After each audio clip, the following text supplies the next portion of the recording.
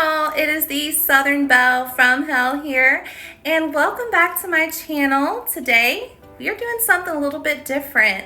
I am doing a 3-floor shell challenge, and the challenge was made by Symtherin. And a part of this challenge is you can only use 3 packs. Y'all know I'm not good at limiting myself, but I did use only 3 packs: Life and Death, Cottage Living, and Cats and Dogs. So if you like this build, find it in the gallery. My EA ID is listed down below. And as usual, no custom content is used in this build. And yeah, let's just watch this and see how I do. So this shell is already pre-built and downloadable from the gallery via Symtherin. I love the name. The name is awesome. I could not change any of the exterior. That's part of the challenge. I could not change any of like the walls. I could do half walls, but you know, everything is supposed to stay as it is. You can only basically make rooms on the inside. And you know, it being 3 floors, you would think that wouldn't be too hard. This was difficult. This was a challenge, but it was fun. It was neat to kind of just think of what to do with the space that you're provided and not give yourself anything more.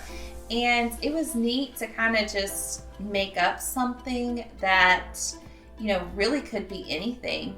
So what I decided to do and kind of the direction I wanted to take this house in is like a cute, cozy, maybe elderly sim or middle-aged sim. They, you know, are single, you know, maybe their spouse passed, whatever, but they're alone. They're solo now, and they just want something small but cute. So what I have is kind of this suburban, heavily inspired by New Orleans type of house. I just felt like it kind of went really well with what I've already been building. And with the 3 packs that I chose Life and Death, Cottage Living, and Cats and Dogs. And they married really well together. I wasn't sure about Cats and Dogs, but it definitely added like a little bit more coziness, I guess you could say, where Life and Death added some age, and Cottage Living just added a little bit, you know, of hints of that rustic country feel. And yeah, it just came out really cute. I wasn't sure, you know, kind of what I was doing at first, but as I started putting it together, it was so much fun. If you've never done a shell challenge, I would definitely recommend it. If you like building, it's neat. It kind of like takes you out of your comfort zone a little bit. So as I build, I kind of like think up a personality for, you know, whatever Sims are going to be living there. And for this Sim, I picture her like retired, or at least, you know, just focusing on, you know, her hobbies. Maybe she has some grandchildren, and she loves to keep her place looking neat. So we've got a very landscaped yard and backyard. I gave her a little bit of space to do some gardening, you know, a tiny backyard, just, you know, to do some outdoor things. Nothing overboard. It's suburbia. We don't need a farm. So I did not put a whole lot back here, but just enough to make it kind of, you know, you could tell something's happening back there. And I just kind of layered these roses, these white and red roses, with these hedges. You know, to me, like, that kind of looks like a suburban house that you would see on a typical street. And obviously the owners care a lot about their plants. But I do add some pieces of grass from the Cottage Living, I almost said kit, it's not a kit, but the Cottage Living pack. And you know, that just added a little bit of realism for me. I love me some realism. Right now I'm just adding some shading around certain areas like the plants and the fences and stuff, just to kind of like add some texture, because this lot is pretty green. And this lot is like next to a canal, so I would think, you know, it wouldn't be as green. Trying to make it feel a little bit more real. I wanted this house to be something cozy and not really something for a family, but you know, someone that is retired and they just, you know, have a little bit of room, but you know, you could tell they're not like family planning or anything like that. So this was kind of difficult. This was really tough to kind of map out what rooms are going to be what, because with 3 floors, the stairs take up so much room. So this is where I got out of my comfort zone and was like, okay, how am I going to do like 2 bedrooms, 2 bath? You know, that sounds reasonable. However, I end up just doing 1 bedroom and 2 baths, and one of the rooms can be a small bedroom, but I just kind of make it her office. I don't even know if the Sims are her, but I'm picturing a her in my head. And I kind of stuck to, you know, beige colors, pastels, you know, those calming colors that we like when we're older. They're easy on the eyes. I'm not middle-aged yet, but I'm already liking me some calmer colors, okay? You know, it just is what it is. And I really liked how the wood looked up against, you know, the wall coverings. I use a ton of stuff from Base Game, but I used, I would say, more stuff from Cats and Dogs than I originally thought I would. I really wanted to just use that pack for like just little, you know, pieces of clutter items, but I ended up using like most of my main clutter and decor and, you know, like wall coverings and stuff from Cats and Dogs. It's like the main thing that I didn't expect that. I thought I was going to be using Life and Death a bit more. But Life and Death, that just, it kind of added just a little bit of that old feel. Like, you know, you can tell someone who is, you know, a little seasoned lives here. Maybe not elderly, maybe middle-aged, you know, but someone just a tad bit older. So when it came to decorating this place, I didn't want to over-clutter, but I wanted it to look neat and kind of lived in. So, you know, I add some different pictures, add some different color tones, and I really liked how this kitchen came out. This kitchen, to me, is like a perfect little side kitchen.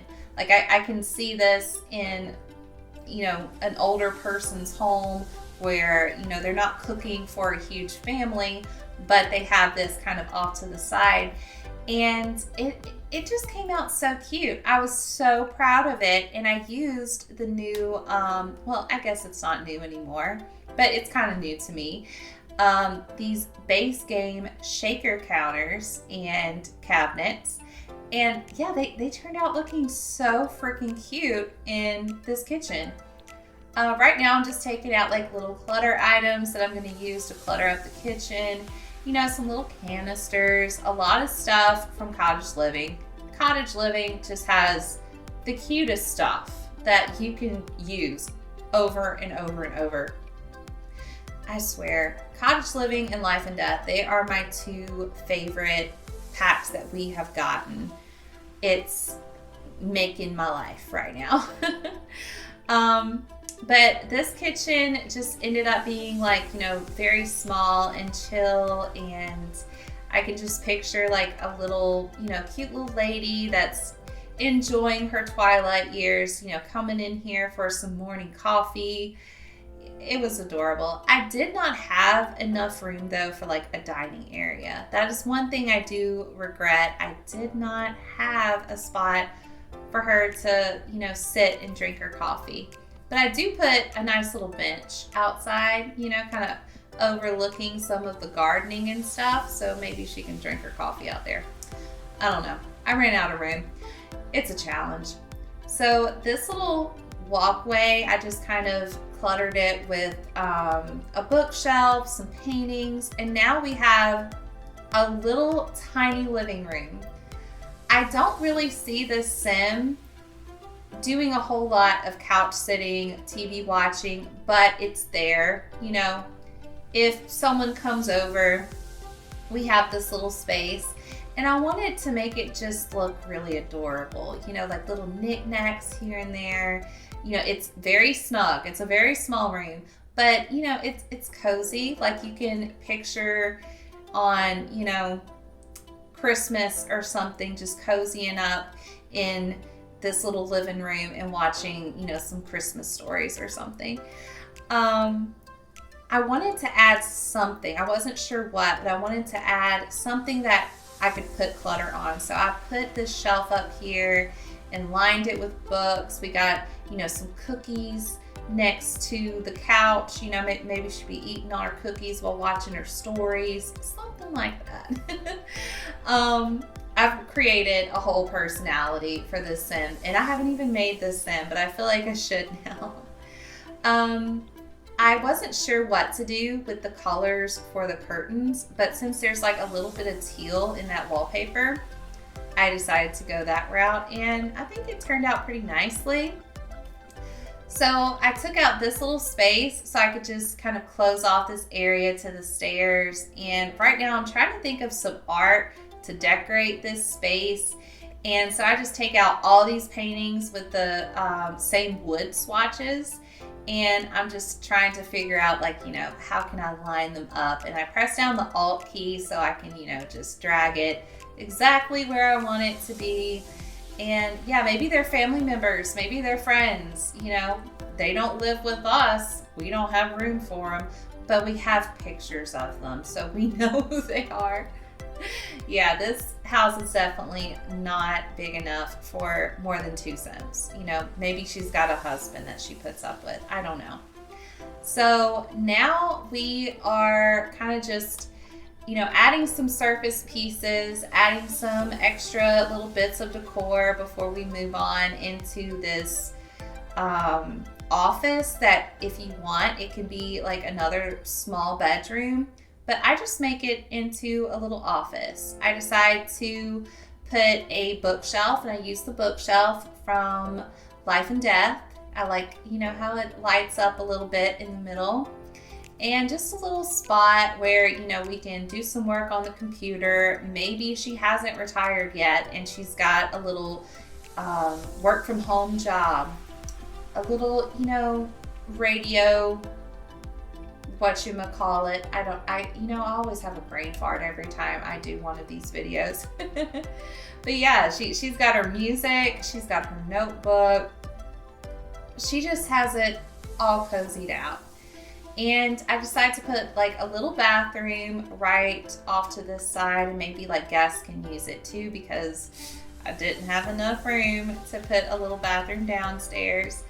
And this is tiny, but it's completely usable, shockingly usable. So I end up putting like a half wall right here to kind of like separate the shower from, you know, the sink portion. I mean, it's a really tall half wall. I shouldn't have said little, but you know, I put that half wall there, kind of add a little bit of extra something in, you know, design wise. And it just came out really cute, this little tiny bathroom. I feel like I should do more small builds, because this definitely made me feel like, oh yeah, I can do tiny living too. Maybe I should try it. So now we're on the 3rd floor, and I make this space a bit of a bigger bathroom. I didn't have enough room for a tub, but I did have a perfect amount of space to put another little shower in, and you know, some more like decorative items, you know, stuff to catch your eye just a tad bit. And I love the bed from Life and Death. I think it looks so comfy, and just like you can curl into it and just pass right on out. And I make this bedroom just have a lot of different things going on. We got some art, we got some shoes, we got some flowers, you know, we got some different styles happening here. I kind of picture this sim maybe like an artist or a retired home decorator. Something like that, you know, along those lines. But we are nearing the end of this video, and stay tuned for the screenshots. Thank you so much for watching. Make sure to hit that like and subscribe button. And until next time, guys, have a good one.